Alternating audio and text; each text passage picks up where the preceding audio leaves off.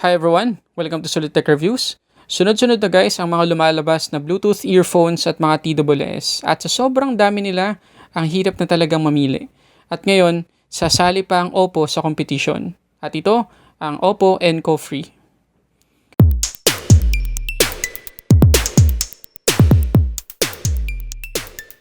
Makita nyo naman sa harap ng box na meron pang Chinese characters. So, meaning, possible na hindi ito yung mismong itsura ng actual box kapag binili mo na dito sa atin sa Philippines, pero possible din na ganito na itsura. Anyway, sa atin lang naman yung box, so wala namang masyadong special. At sa likod naman nandun yung specs, pero dahil nasa Chinese language pa rin, hindi natin yan mababasa. So, open natin. Oo nga pala guys, itong Oppo Enco Free ay kasabay ng Oppo Reno 3 Pro nung nirelease. So, pagka-open natin, bubungad naman sa atin ang box-sized na document sleeve. At nasa loob ng document sleeve, ang manual at warranty info. At again, nasa Chinese language ulit. After nyan, makikita natin ang Oppo Enco Free.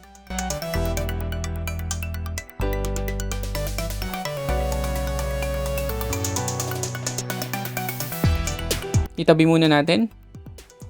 May isa pang maliit na box at nasa loob naman ang USB-C cable.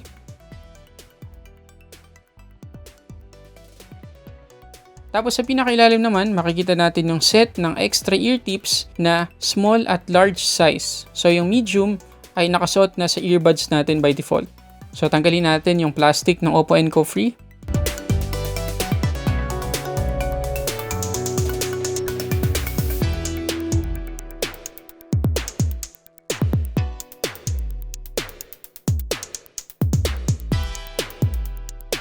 Super light guys ng charging case at square din yung shape. Pero mamaya na natin pag-usapan yung design. At ito naman yung earbuds at napaka-simple din ang design. So ito muna guys yung full specs ng Oppo Enco Free. Meron siyang 13.4mm dynamic driver, naka Bluetooth 5.0 na siya, at hanggang 10 meters yung kanyang connection range.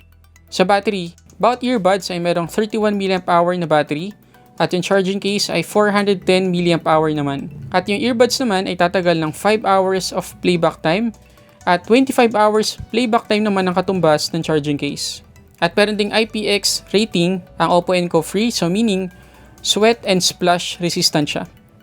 Okay, una natin pag-usapan ang design. Yung earbuds ay merong semi-in-ear tips design. So kapag tinignan mo siya, para siyang malang rubber ear tips dun sa dulo. Pero kapag tinignan mo siya ng malapitan, meron. Napaka-seamless ng design. At sa experience ko naman, hindi siya madaling malaglag sa tenga ko at hindi rin masakit o nakakairita kahit matagal mo nang gamit yung Enco Free. Yung charging case naman, naka USB-C na yung charging port niya. Pero nakakalungkot lang, wala siyang wireless charging capability. Meron siyang LED indicator sa gitna na magsasabi kung ano na yung status ng battery ng charging case. Green kapag high, orange kapag medium, at red kapag low na. Meron ding pairing button sa gilid na nagustuhan ko yung design kasi hindi siya naka-hide. Yung iba kasing TWS like yung FreeBuds 3, kakulay na ng case, kapantay pa ng case yung pairing button kaya hindi siya madaling mahanap kung hindi ka pa sanay. Yung charging case ay meron ding matte finish at again nagustuhan ko yon. At least hindi siya fingerprint magnet at hindi rin madaling magasgas. Oo nga pala guys, yung charging case ng Oppo Enco Free ay magnetic din. Okay, dun tayo sa controls. Ito na yata guys yung pinaka-unique at pinaka-gusto kong volume control sa isang TWS so far. Double tap on either earbuds para mag-play at mag-pause ng music o mag-answer at mag-end ng call. At dahil meron siyang Goodix capacitive touch control chip, may touch gestures ang outer part ng earphones. At ito guys yung sinasabi ko na gustong gusto ko dito sa Oppo Enco Free. Isa-slide mo lang yung left earbud para ma-adjust yung volume.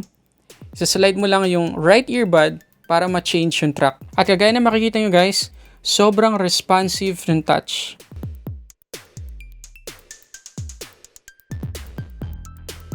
Sa performance naman guys, nagtest ako ng 3 kanta, yung Hold My Hand ng Hootie and the Blowfish, Cast Away ng Franco, at Juliana ng Four of Spades. Dinig naman lahat ng details ng kanta kahit nakukulangan ako dun sa volume niya. Sa bass naman, tamang-tama lang yung timpla, as in saktong-sakto lang. Hindi punchy, pero may mapifeel ka naman kahit papano. Sa mids tsaka sa highs, doon medyo nag-excel yung Enco Free. At sa sobrang perfect ng lakas ng volume niya, masarap makinig ng mga alternative at pop rock songs dito kasi hindi ka mabibingi at kahit matempt ka na itodo mo pa yung volume, hindi pa rin nakakabingi kasi nga perfect level lang yung volume niya. Pero kapag ma-bass na yung song na pinapakinggan mo, katulad ng mga R&B songs, ganyan, doon mo masasabing may kulang talaga sa volume ang Enco Free. So, nakinig pa ako ng dalawa pang kanta, yung Aries at yung On Melancholy Hill ng Gorillaz. Kahit super bassy na ng songs na to, super kulang pa rin talaga yung punch ng bass ng Enco Free. Tinis ko yung mga songs na to sa Sabat E12 Ultra and guys, ang layo ng agwat sa bass. Sinisipa na ng Sabat yung tenga ko samantalang haplos lang yung ginagawa ng Enco Free. So ulit, kung mga rock songs, para sa akin okay ang Enco Free kasi nga hindi ma-abuse yung tenga mo. Pero kung ma-bass yung mga songs na pinapakinggan mo, sigurado makukulangan ka dito.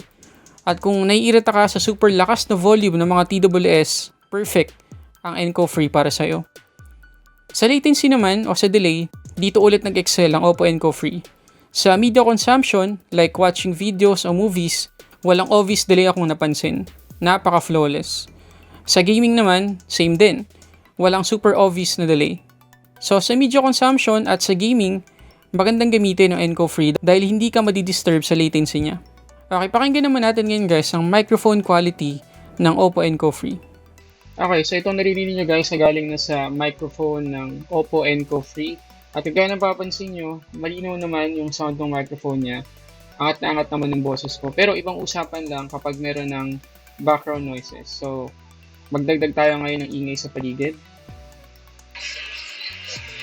So, kagaya ng mapapansin nyo ngayon guys, maririnig nyo pa rin naman ng boses ko pero hindi niya na-eliminate yung background noise. Although, nasa-separate naman yung boses ko.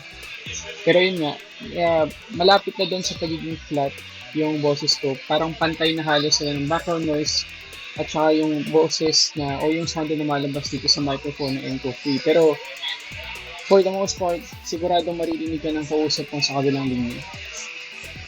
Okay, before tayo pumunta guys sa verdict natin sa Oppo Enco Free, eto muna guys yung featured product natin ngayon, ang power bank na gawa ng JOYROOM. At ito yung kanilang 10,000 mAh na power bank na capable sa 18 watts two-way power delivery.